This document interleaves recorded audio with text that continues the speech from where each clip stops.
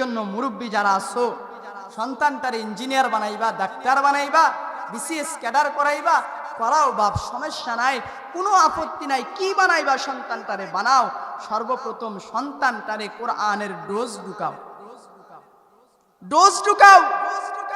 সন্তানটারে নামাজিওয়ালা বানাও। আলেম বানাইতে পারেন নাই, হাফেজ বানাইতে পারেন নাই, মুফতি মুহাদ্দিস বানাইতে পারেন নাই, সন্তানের পায়ে হাত দিয়ে বলেন, বাবা আমি বৃদ্ধ মানুষ, কখন মারা যাব, কখন মালাকুল মউত আজরাইল আলাইহিস সালাতু ওয়াস সালাম আসবে বলতে পারবো না। বাপ তোমার পায়ে হাত দিয়ে বলতেছি, বাপ আজ থেকে তোমার রোজগারের আশা করি না, তোমার রোজগার খাইতে চাই না।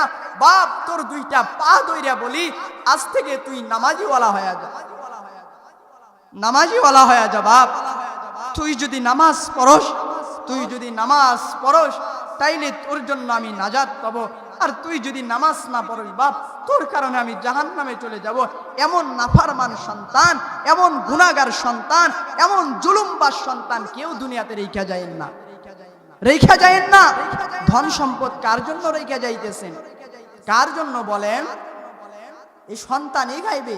আপনি মারা যাবেন, স্ত্রী নামাজ পড়ে না, মেয়ে নামাজ পড়ে না, সন্তান নামাজ পড়ে না।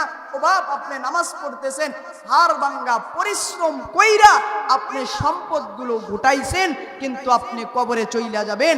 আপনার ওই নাফরমান সন্তান খাবে আর গুনাহ করবে, আপনি কবরে থাইকা থাইকা ওই নাফরমান সন্তানের কারণে আপনি কবরে আযাব ভোগ করতে থাকবেন।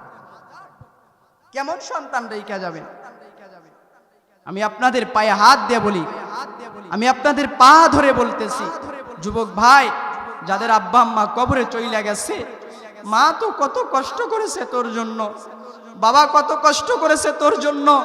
যুবক ওই বাবাটারে আর কবরে কষ্ট দিস না, মাটারে কেউ আর কবরে কষ্ট দিয়েন না। যারা নামাজ পড়েন না, আজ থেকেই ফজরের থেকেই নামাজটা পড়া শুরু দেন।